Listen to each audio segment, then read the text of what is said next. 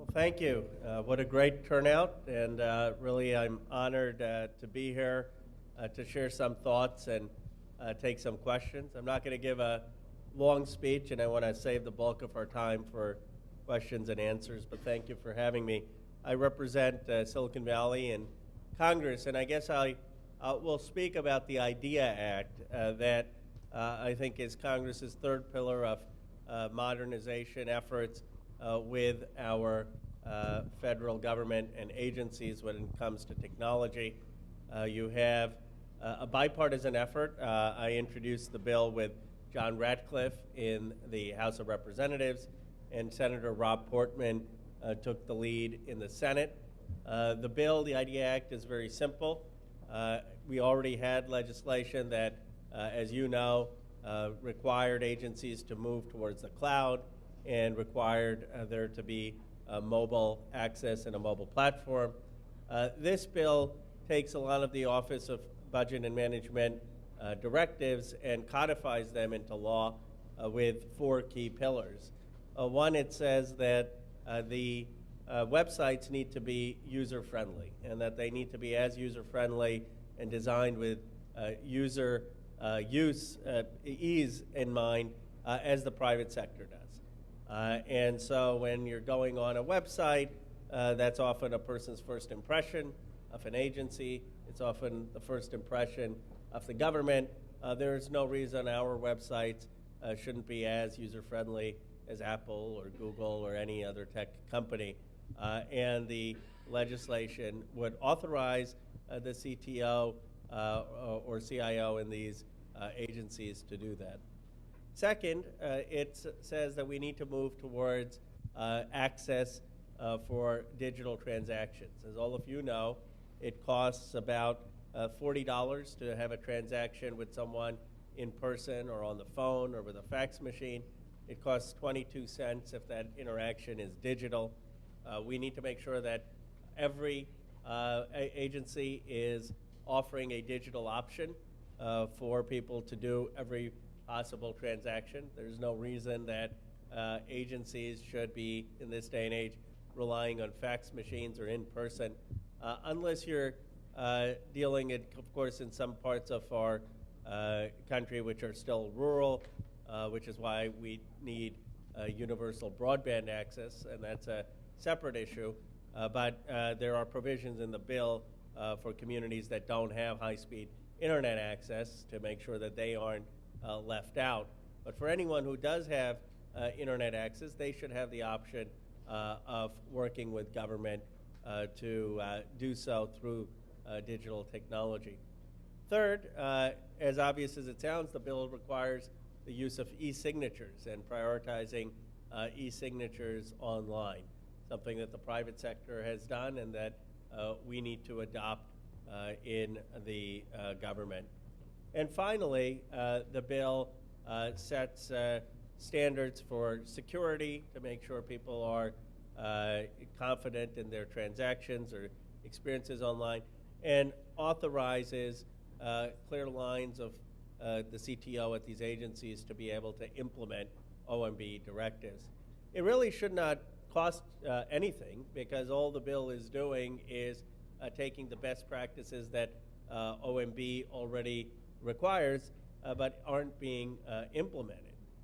In fact, the initiatives have been there in a bipartisan basis in the Obama administration and in the Trump administration.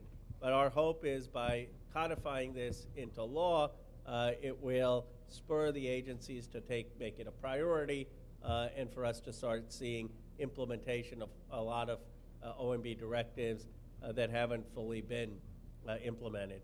I want to recognize Matt Lira at the White House, who really has been instrumental in helping drive this legislation. Matt and I have worked together on a number of issues, and I really think he has done a terrific job in continuing a government initiative started with Todd Park and others in the Obama administration of looking for more innovation in government and innovation in agencies. I don't think that is a partisan idea. I think it's an idea that everyone realizes we need in terms of being more competitive. I also want to recognize Rob Portman, who got this passed through the Senate committee, the Government Affairs Committee. That was a big achievement, and Senator Johnson helped, who chairs that committee's staff, was terrific in getting it through. And then Will Hurd helped and get it through the Government Affairs Committee, along with Trey Gowdy and Congressman Ratcliffe in the House. And so the bill has now passed both committees in the House and the Senate. And I'm quite hopeful that it will become law in the lame duck session when we get back. So this is an example of both Democrats and Republicans working together to get something done, a welcome story after the last few weeks in Washington. And so I think this is something that really can unite many people on the Hill in seeing this happen. Of course, all of you are going to be the ones who will be actually implementing the legislation. It's easy to write things into law. What's harder to do is to implement them. And so that's why I'm really excited that you're participating, because by being here, you're showing your commitment to making our government more efficient, more user-friendly, move into the 21st century. And I think you will have the tools to do that with this new bill. Let me end with, and then open it up to what's on your mind. And you can ask me about the IDEA Act, or you could ask me about something more broadly about any topic. But let me end with one of the challenges I think that our country needs is to be moving towards a digital future and understanding how technology is transforming every type of job. It's no longer that you have something called tech jobs. Every job, in some sense, is a tech job, whether that's in the auto repair industry, whether it's in healthcare. Every job is going to require technical proficiency. And there are two things I think the country needs to do to prepare for that. One, it is inexcusable that we don't have high-speed internet in every corner of this nation. China has 53% of the country with fiber access. We have about 3%. Probably an argument for having more engineers run our country. I'm not, so it's not self-serving. But the reality is that we are way behind when it comes to what we should be doing. And all it takes is $80 billion to have universal access of high-speed internet across this country. I'll make one partisan comment. I think the nation would have been fine if we had a 1.4 instead of $1.5 trillion tax cut and put $100 billion into universal access for high-speed internet. It was a missed opportunity and missed priorities. Second, we ought to be focused on expanding access for people with digital skills and digital technology who do not have them. If you look at one of the most successful acts that Congress has ever passed, it was the Morrill land grants in the 1860s under Lincoln. Before that, basically, college was open only to a few. The Morrill land grants made college accessible to everyone, where Lincoln and a Vermont congressperson said, we need to educate people for the Industrial Revolution in mechanical arts and in agriculture. We need a Morrill land grant for the 21st century. I believe we need to be providing institutions with grants to help prepare communities for a technology future, especially if they're serving communities who don't have that technology. These are the two ideas that I will continue to work on when I'm during the lame duck session, and hopefully if I'm back in Congress next term.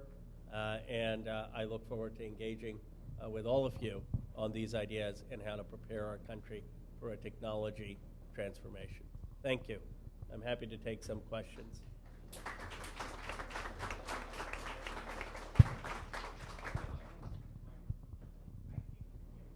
I can.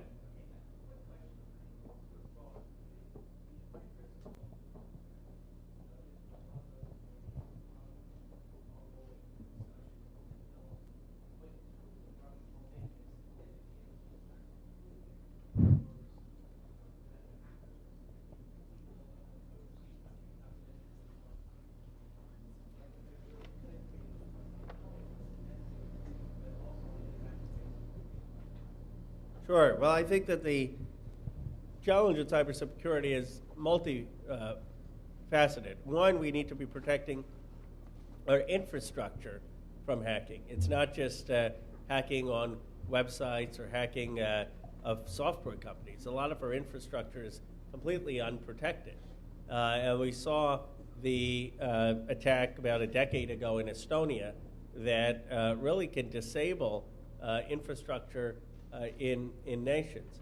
And so we need to work with the engineers and those who understand the key infrastructure pieces in this country and what type of sensors are needed and how do we secure that from cyber attack.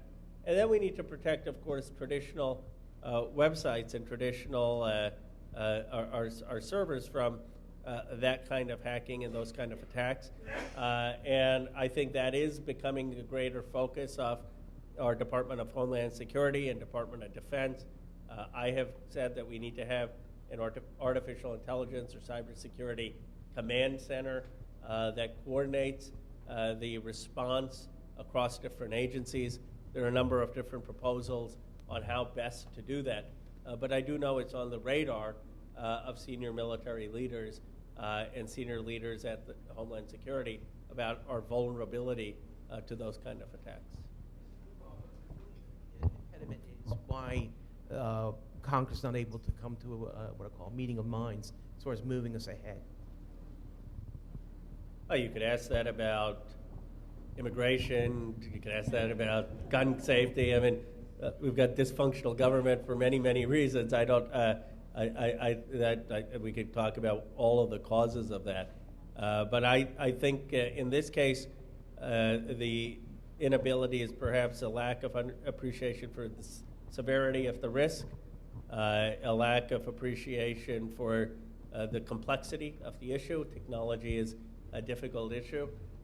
So I think as more voices speak out about both how vulnerable the United States is to some of these risks and what we need to do, Congress hopefully will listen. Yes, sir. Oh, do you want to? Okay.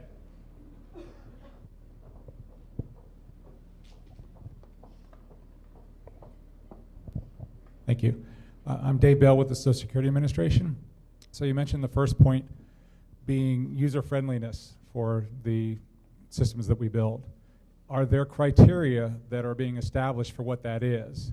Or is that something up to the individual agency or design team based on user and business needs to determine what user-friendly is? Because based on what users need to accomplish, that's going to change from system to system. So how are we establishing that, and how do you define that we're following what will become the law? That's a great question. The bill doesn't take a prescriptive approach. It's not saying here is what will be user-friendly, and it leaves that largely up to the agencies to define. But I think that you can look at customer survey data. You can look at the ability to use, how frequency of use of digital platforms in comparison to online, in comparison to in-person or phone platforms. Are people using the platforms more? Are they happy through surveys about the use? And are they really putting in efforts at the agencies to prioritize looking at surveying customer experience and making customer experience a priority? We haven't introduced hard metrics, and we've left that more to agencies to define what those metrics would look like. We've said that they ought to prioritize user experience in implementation of their budgets. But we largely left that discretion to different agencies, because different agencies are going to have different needs on what to prioritize. And we didn't think that the Congress or the Hill should be in the business of telling folks what that particular need may be.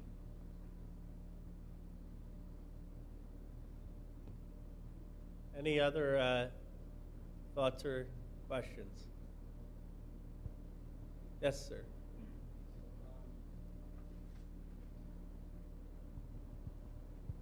will there be anything around making it easier for us to obtain feedback from citizens on the first point? A big part of what we try to do at our agency is to, listen to what's happening, and it's very difficult to do surveys. It's very difficult to talk to people. There's a whole PRA, Paperwork Reduction Act process, and everything else. So, is there any thought around that? It's a good point. I mean, the bill doesn't do that, but if you have ideas on what we should be doing to make it easier to get that kind of feedback, I'd be open to it, and I'm sure other colleagues would be open to it. I mean, I definitely think it's important to be hearing directly from people who are using these sites, and if there are barriers to doing that, then I'm happy to work with others to remove those barriers. Right. You're not off the hook yet. Sorry. So along the same lines, Matt Harmon, Department of Homeland Security. Part of the, you're talking initially in the first part of the bill is talking about improving customer service, and one thing that you said made a lot of sense, which is there's no reason why we shouldn't be on par with our Silicon Valley counterparts. One of the things that when I'm working on the web for the government and DHS, I've been doing this for a while now, one of the issues, it's almost like we're designing and we're building with one arm tied behind our back, because we don't have access to the same tools, we don't have access to the same concerns in terms of privacy and security and everything else. Our bar is so much higher that it makes things very difficult. We can't rapidly adopt software as quickly and pivot as quickly as we would like to in order to stay as responsive as possible. Any thoughts on that? I appreciate that. I mean, I do think this is why one of the things the bill does is give more authority to the CTO or CIO within an agency to be able to implement. I think that often there has been a bureaucracy of a large amount of people having to sign off on things that has slowed things down. Of course, the government, the procurement laws were designed to prevent bias, but I think sometimes they get in the way of adopting the most cutting-edge technology. So we need to be looking at how we can have the protection against favoritism and nepotism, but still give agencies the ability to get the most cutting-edge technology or software and not put them at a disadvantage. I know we've looked at that on the House Armed Services Committee for our Defense Department. And so I think there is an openness in Congress to reform in a sensible way procurement laws that don't deprive agencies of cutting-edge technology, and we'd welcome your input on that. I think there's a question back there.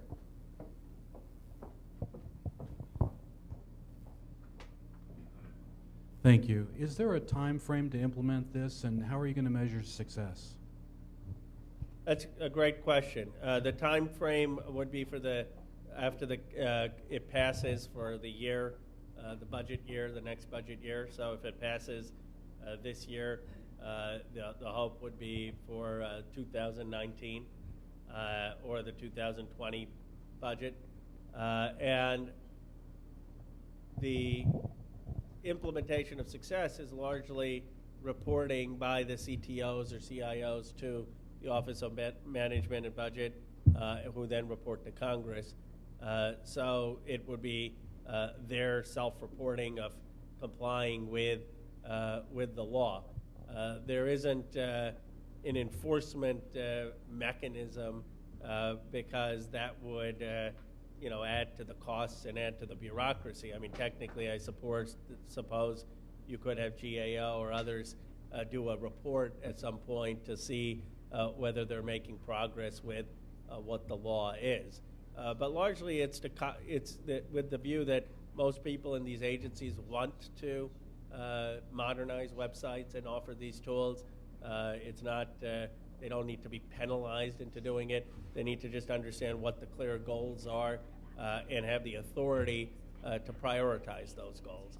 And so if anything, it's really empowering the technology side of these agencies, so that when the new secretaries come in, or if there's a secretary, they are allocating the proper resources and making it a sufficient priority, given that it's now not just an OMB directive, but also federal law.